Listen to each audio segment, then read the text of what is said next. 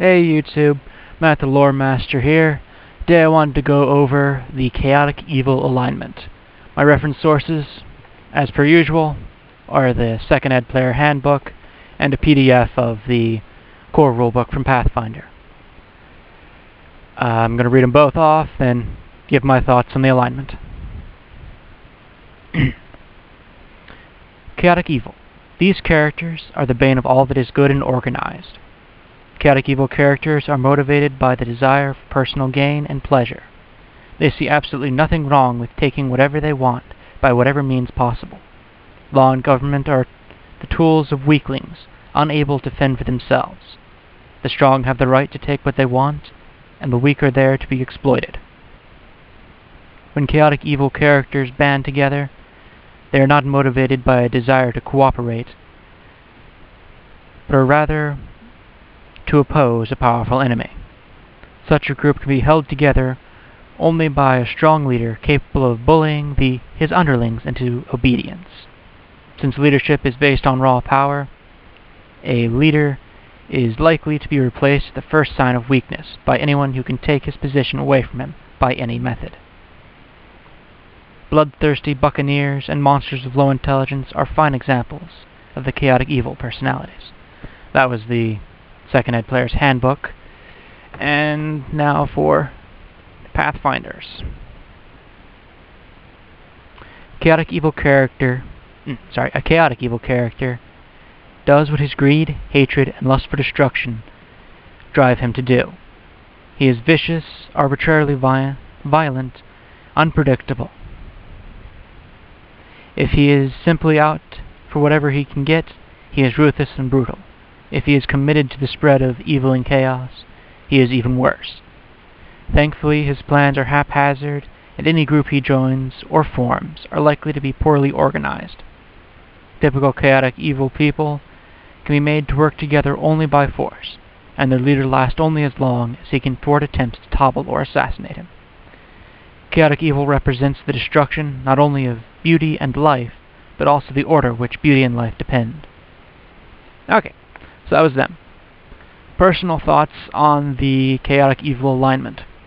As I did with the neutral alignment, I'm going to break it down into 3 different sections.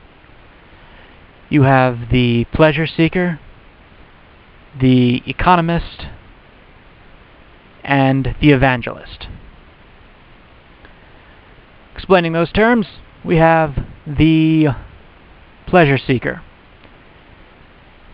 What he does is mostly just seems like he's chaotic neutral, except for it brings him pleasure. He gets kind of a high off of being evil and chaotic. Great example of this, everyone pretty much uses it because he's such a perfect example of this kind of chaotic evil, is the Joker from The Dark Knight. He doesn't try to make a profit for himself. He just tries to enjoy its entire chaotic life. The economist is one who is chaotic and seeks to increase his holdings or personal possessions. Most likely are not terribly well planned off bank robbers or similar. They kind of planned a little bit more than their pleasure-seeking brethren, in that they seek out what will give them the most profit from the occasion. The pleasure seeker, no matter what building he blows up, if that makes him happy, he's okay blowing it up. The economist will determine if a bank or some other building might be more fortuitous for him to blow up. So slightly more planning than the pleasure seeker. The last is the evangelist. This is a character who tries to sow chaos and evil in other people.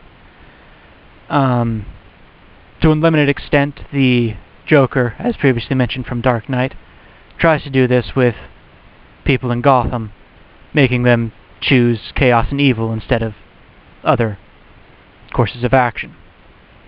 The evangelist will be very planning.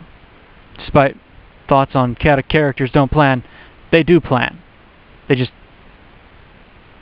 aren't lawful. So their plans can easily be switched up, changed around, or not regarding others in their plans, which is definitely an evil trait as well. So yeah, I think that's all I have to say about the chaotic evil alignment. Until next time, talk to you later. Bye.